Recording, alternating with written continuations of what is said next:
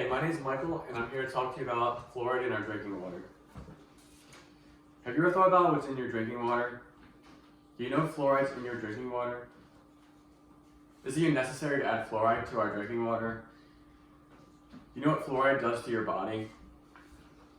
Well, today I'm here to answer your questions and talk about the problems with fluoride in our drinking water. The practice of fluoridating water began over 75 years ago. Opponents have been protesting since day one. There is no conclusive research that proves fluoride consumption is safe. In fact, there's more proof that fluoride isn't safe for consumption and may not even help with preventing tooth decay. For example, the rate of childhood tooth decay is dropping in areas that don't fluoridate water. In fact, most of Europe stopped fluoridating water in the 1970s, and the health of their children's teeth has not declined at all.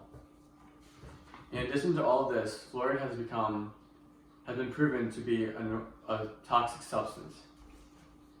It was used as a rat poison and pesticide.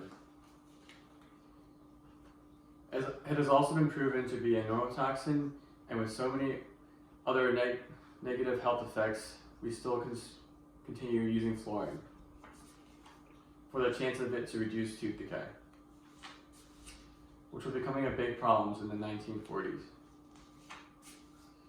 They ignored negative health effects so they could use fluoride in our drinking water. And they marketed it as a good thing, saying it would be good for our teeth.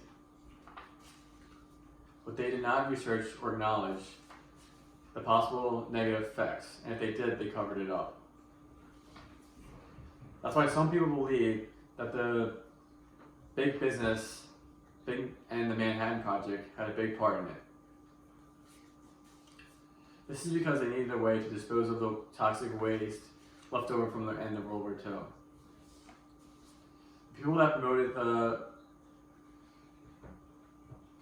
the positive effects and ignored the negative effects were also some of the scientists that worked on the Manhattan Project that needed a solution to get rid of the toxic waste left over from World War II that the public accepted. According to journalist Christopher Bryson, quote, "The public health service had been against adding fluoride to drinking water for years, and in the 1950s, they did a complete about-face, a flip-flop, and the citizens across the country were outraged that the rat poison was going to be added to the water supply. Today, the fluoride that goes in our drinking water is almost exclusively raw industrial pollutant from the Florida phosphate industry," end quote. Because of fluoride being added to our drinking water, dental fluorosis, which is when you ingest too much fluoride, causing streaking and mottling of the teeth, and it also affects 30% of the country's young children of 8 years old and younger. This is one of the many reasons why we need to reduce the fluoride added to our drinking water. Fluoride is not only an endangerment to young children, but also to the elderly. Since fluoride is something that our bodies cannot get rid of, half of it is stored in our bones, which can cripple the elderly by skeletal fluorosis. These are just some of the negative effects from fluoride consumption. Things like diabetes, kidney disease, thyroid malfunction, neurological disorder, and even cancer have also been linked to fluoride ingestion. Even at low doses, fluoride can still affect the human brain functioning. This is because it is a strong nervous system toxin. If fluoride is being used as a health benefit, it is then considered a medicine. When it's considered a medicine, it requires consent from the individual that is taking it. The individual should also be informed what the treatment is for and the risks and benefits of the medicine, as well as the side effects.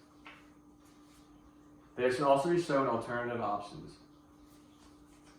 In addition to not having any consent, there is also no federal safety standards for fluoride drinking water, for fluoridated drinking water. Even though fluoride is in most of America's drinking water, there are still ways we can avoid drinking it. Water filters are a great solution to the problem. However, not all water filters are capable of filtering out fluoride. Since most people do not even know anything about this subject matter, another thing you could do to avoid drinking fluoride, as well as prevent your loved ones from consuming it, is to make it known to your family and friends. Another thing you could do is if you're in the process of moving or thinking about moving, you could research places to move to that do not fluoridate their drinking water or their water in general.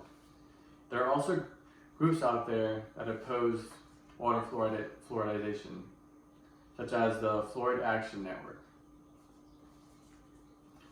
They've been working to eliminate water fluoridization since 2000. You can become active in such a group by supporting them financially or through volunteer work. In conclusion, even though they say fluoride has a lot of benefits, the risk versus reward does not weigh out in a positive way. Even if the benefits are real, which they are still fighting to prove to this day, the negative effects, like the fact that it was used as a rat poison and a pesticide, fluoride should not be used any longer for the slight chance of it to prevent tooth decay. That concludes my speech on fluoridating water. Thanks for listening.